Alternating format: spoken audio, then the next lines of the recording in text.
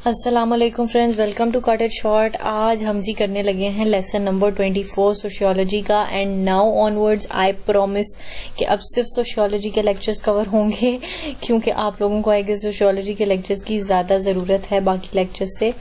तो हम बाकियों पर ना ज़रा कम तवज्जो देंगे और सोशियोलॉजी के हम इंशाल्लाह पहले कंप्लीट कर लेंगे। अच्छा जी, दूसरी बात ये हो गई कि हम थोड़ा सा रिकैप कर लेते हैं क्योंकि ये थर्ड लेसन है आपकी theories of class and social stratification का, तो ये आपको थोड़ा बेहतर समझ आ जाएगा। चलें जी, वीडियो स्टार्ट करते हैं। इससे पहले आप मेरे चैनल को सब्सक्राइब कर दीजिएगा।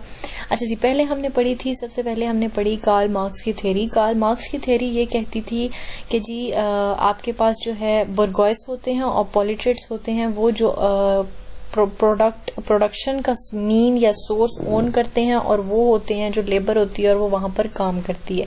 एक बहुत अमीर है और एक बहुत गरीब है, और बस यही दो क्लासेस एग्जिस्ट करती हैं। ठीक है जी।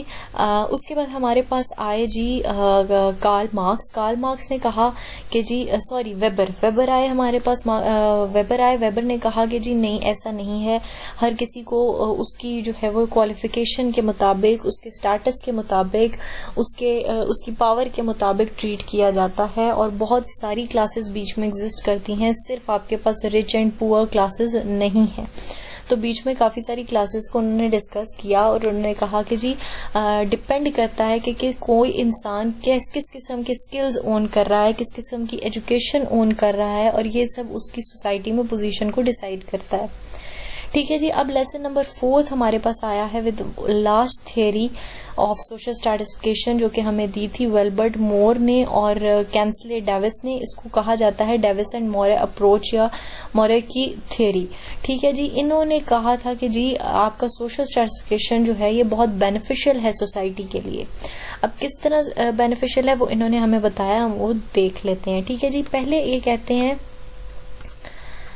कि some positions are functionally more important. इन्होंने कहा कि जी कुछ पोजीशंस बहुत ज्यादा जरूरी हैं, बहुत इम्पोर्टेंट हैं। ठीक है।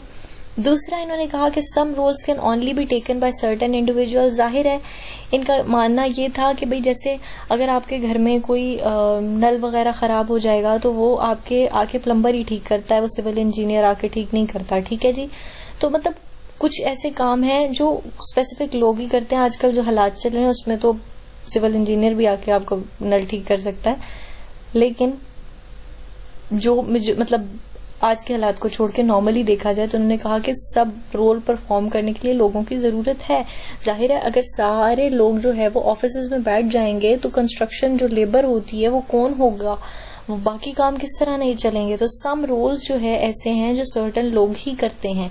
हाई स्किल्स वालों की हाई पेमेंट है। जाहिर है जो प्रोफेशनल्स हैं, जिन्होंने इतनी इतनी बड़ी बड़ी डिग्रीज की हुई हैं, जिन्होंने पैसा लगाया है, जिन्होंने पढ़ा है, इतने इतने साल मेहनत की है, उन्हें उसके हिसाब से रिवॉर्ड मिलता है। जो थोड़े कम स्टेटस के हैं, जिन्होंने कम पढ़ाई की हैं, डिप्लोमा वाले लोगों को उस हिसाब से ट्रीट किया जाता है, और फिर जो इलिटरेट्स होते हैं उनको उस हिसाब से ट्रीट किया जाता है।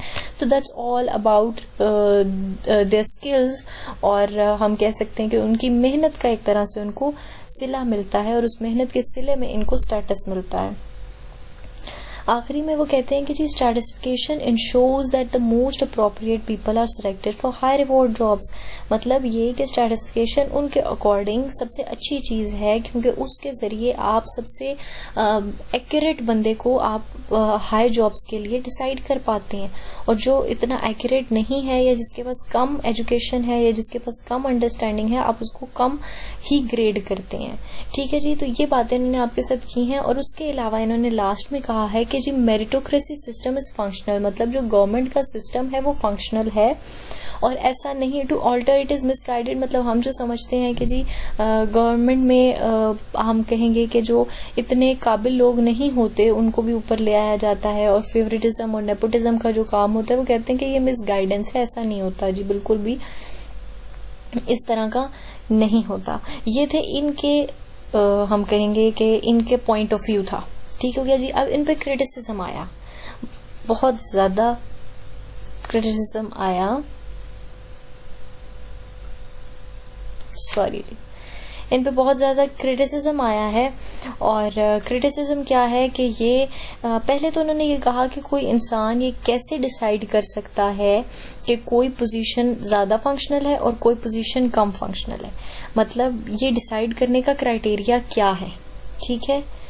और कौन डिसाइड करता है कि क्या चीज़ ज़्यादा इम्पोर्टेंट है और क्या चीज़ ज़्यादा इम्पोर्टेंट नहीं है, ये किस तरह डिसाइड होगा, जो उनका फर्स्ट पॉइंट था। फिर इन्होंने कहा है कि डज मेरिटोक्रेसी वर्क, मतलब उनका यही क्वेश्चन था कि क्या आपको वाकई ऐसा लगता है कि मेरिटोक्रेसी काम करती है और इसमें जो है वो नेपोटिज्म या आप कहेंगे कि बगैर वजह का रुझान किसी को देना या किसी को फेवर देना, इस टाइप का कुछ भी क्या वाकई यूज नहीं होता। तो ये एक बहुत बड़े क्वेश्चंस थे इनकी इस थ्योरी के ऊपर। दूसरा उन्होंने एक और पॉइंट यहाँ पे दिया है कि अगर एक इंसान ऑलरेडी रिच है, बहुत ज़्यादा रिच हो जाता है, उसकी कोई फैक्ट्रीज चल रही हैं, तो ऑफ कोर्स वो काम करना छोड़ देता है, वो अपनी सर्विसेज सोसाइटी में प्रोवाइड नहीं कर रहा होता, स्टिल वो उसका रिवॉर्ड अर्न कर रहा होता है। जैसे बड़े बड़े बिजनेसमैन हैं जिन्होंने सिर्फ पैसा लगाया होता है और नॉलेज नहीं होती उनके पास। तो ये काफ़ी सारे ऐसे पॉइंट्स थे जो कि इस थ्योरी ने मिस किए। और एंड पे उन्होंने जो वर्ड यूज़ किया है उन्होंने ये यूज़ किया है कि डेविस मॉरे अप्रोच एम्पेरिकल बेसिस, मतलब ये कि डेविस मॉरे ने इन दोनों जो इंसान थे इन लोगों को ऑब्जर्वेशन की इनके मामलात में बहुत कमी थी, इन्होंने सोसाइटी को सही तरह से ऑब्जर्व नहीं किया और ये काफ़ी सारे पॉइंट्स जो है वो इन्होंने मिस किए हैं। ये मतलब जिसमें इन्होंने ये भी मिस किया कि भाई जो बहुत ऐसे एक्सेप्शनल्स थे उनको इन्होंने एक्सक्लूड कर दिया, उन पे इन्होंने काम नहीं किया, उनको इन्होंने अच्छी तरह से ऑब्जर्व नहीं किया, तो उस पर काफ़ी इनकी थ्योरी पर क्रिटिसिज्म किया जाता है। ज़्यादा इम्पोर्टेंट समझा जाता है जी वेबर और कार्ल मार्क्स की थ्योरी को ज़्यादा इंपॉर्टेंस दी जाती है, डेविस मॉरे की थ्योरी थोड़ी सी कम नोन है। तो जी I hope I made it clear. Still कोई क्वेश्चंस हैं तो आप पूछ सकते हैं। मिलेंगे नेक्स्ट लेक्चर के साथ। Till then take care. और जी और क्या कहना था हमें, नोट्स आपको मिल जाएंगे, अगर आपको चाहिए तो आप ईमेल आईडी अपनी कमेंट में लिख सकते हैं। और अब नेक्स्ट लेक्चर डेफिनेटली सोशियोलॉजी का होगा और कोई लेक्चर कवर नहीं होगा, आई प्रॉमिस। और जी चलें जी नेक्स्ट वीडियो के साथ मिलते हैं। टेक केयर, अल्लाह हाफिज।